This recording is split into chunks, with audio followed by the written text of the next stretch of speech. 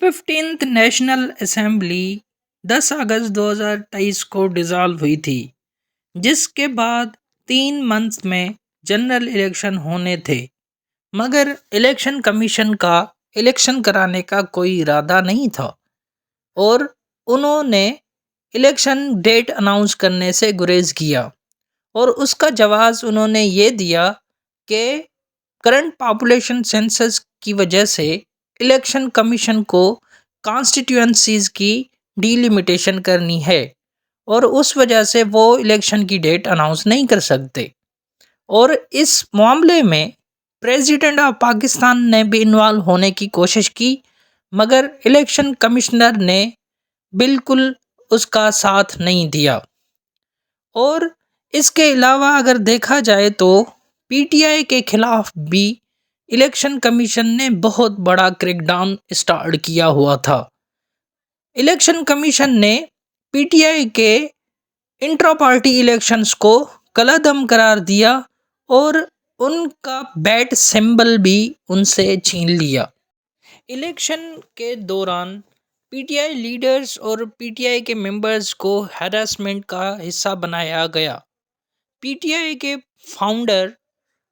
عمران خان کو different cases میں سزائیں بھی سنائی گئیں،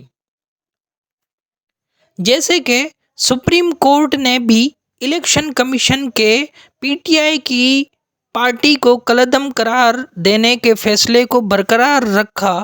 اس وجہ سے پی ٹی آئی کے ممبرز نے الیکشن میں ایز اے انڈیپینڈنٹ کینڈیڈیٹ حصہ لیا، جیسے کہ الیکشن کمیشن نے الیکشن کی ڈیٹ 8 فروری 2024 رکھی تھی اور اس ڈیٹ پہ الیکشن ہوئے۔ الیکشن کی ٹائمنگ 5 بجے تک ہوتی ہے، جس کے بعد پریزائڈنگ آفیسر اپنے فارم 45 لے کر ریٹرننگ آفیسر کے پاس جاتے ہیں، اور وہ ریٹرننگ آفیسر ساری پولنگ اسٹیشن کے فارم 45 دیکھ کر ایک فارم 47 بناتا ہے، جس کے تھرو اے وننگ کینڈیڈیٹ کا پتہ چلتا ہے۔ مگر یہاں پہ بڑی ہی ریگنگ کا پروسیس چلا، اور آر اوز اور ڈی آر اوز نے بہت ہی زیادہ کرپٹ اور ریگنگ پروسیس کی۔ فارم 45 سے فارم 47 تک رزلٹ کو اتارنے میں 2 دن تک لگائے گئے، اور وہاں پہ اپنے من پسند امیدوار کو جتانے کی کوشش کی گئی۔ وہاں پہ رزلٹس کو چینج کیا گیا، اور پی ٹی آئی اور ڈیفرنٹ کینڈیڈیٹس کو ہرانے کے لیے چیلنج ووٹ زیادہ کیے گئے، اور بہت سارے ووٹس کو ریجیکٹ کیا گیا۔ یہ بھی کہا جاتا ہے کہ بیلٹ پیپر پر 2 اسٹیمپ لگائے گئے اور ووٹوں کو ریجیکٹ کیا گیا، اور بہت ساری پولنگ اسٹیشن میں یہ ہوا کہ وکٹری کا مارجن چیلنجڈ ووٹ سے بہت کم تھا، جیسے کہ وکٹری کا مارجن 1000 ووٹ اور چیلنج ووٹس 1000 سے بہت زیادہ، مطلب 16,000 17,000 18,000 تک بھی گئے۔ تو یہ ایک بڑا ایشو بن گیا تھا کہ چیلنج ووٹس وکٹری کی مارجن سے زیادہ ہوئے، اور یہ بہت ساری کانسٹیٹیوئنسیز میں ہوا، اور کچھ پارٹی جیسے پی ایم ایل این اور ایم کیو ایم نے ایون رزلٹ آنے سے پہلے اپنی وکٹری اسپیچز کر دیں، اور رزلٹ آنے کے بعد آلموسٹ ان کی سیٹس بھی اتنی ہی بنی۔ انڈیپینڈنٹ کینڈیڈیٹس جو کہ اس الیکشن میں بہت ہی اچھا پرفارم کر رہے تھے،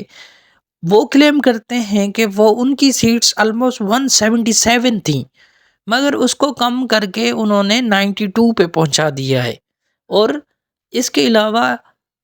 نواز شریف کی بھی سیٹس کو انکریز کیا گیا۔ کرنٹ پوزیشن یہ ہے کہ 92 سیٹس انڈیپینڈنٹ کینڈیڈیٹس کے پاس ہے، اور 79 سیٹس جو ہیں وہ پی ایم ایل این کے پاس ہیں، اور پی پی کے پاس 54 اور ایم کیو ایم کے پاس 17 سیٹس ہیں۔ اس الیکشن کو انٹرنیشنل میڈیا نے بھی بہت سارا کرٹیسائز کیا ہے، جیسے کہ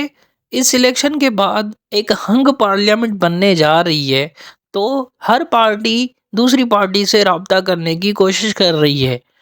اس میں سب سے زیادہ نواز شریف حرکت میں نظر آ رہا ہے، مگر جیسے کہ نظر آ رہا ہے کہ اس کے پاس فل میجارٹی نہیں ہوگی، تو اس نے وزیر اعظم بننے سے قدم پیچھے ہٹا دیا ہے اور اس نے پی ایم کی پوسٹ کے لیے شہباز شریف کو چنا ہے۔ نواز شریف پی پی کے ساتھ اور ایم کیو ایم کے ساتھ مل کر ایک گورنمنٹ بنا سکتا ہے، مگر اپوزیشنز اس کے خلاف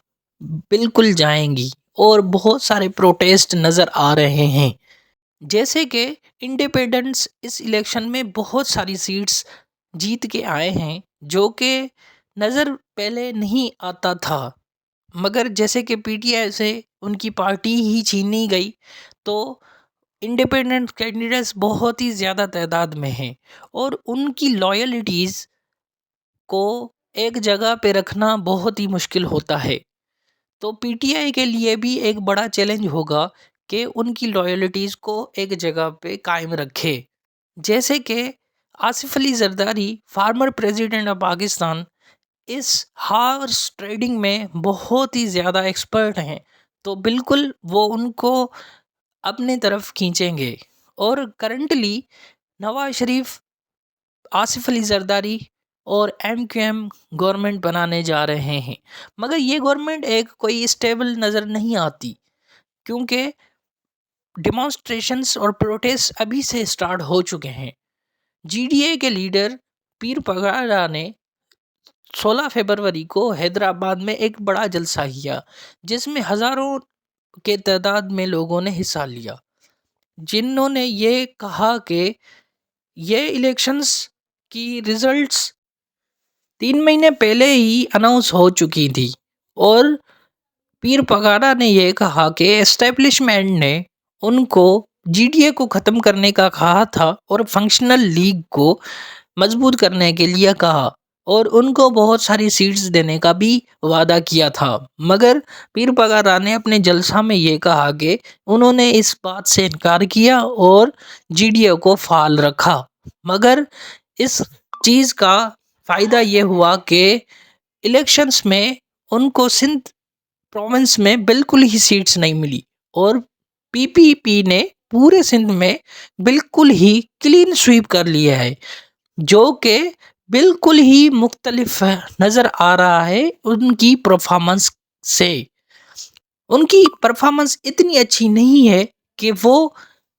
سارے پروونس میں کلین سویپ کریں۔ انہوں نے یہاں تو وڈیروں، سیدوں اور بڑے فیوڈلز کی مدد سے گورنمنٹ پہ گریب کیا ہے، اور انہوں نے ریگنگ پروسیس میں بڑا حصہ لیا ہوا ہے۔ تو یہ گورنمنٹ اب اگر بن بھی گئی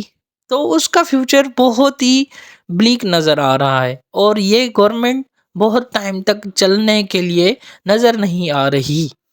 ہوپ فلی پاکستان کے لیے کچھ بہتر ہو اور مل بیٹھ کے کوئی اچھی ریزلٹس سامنے آئیں۔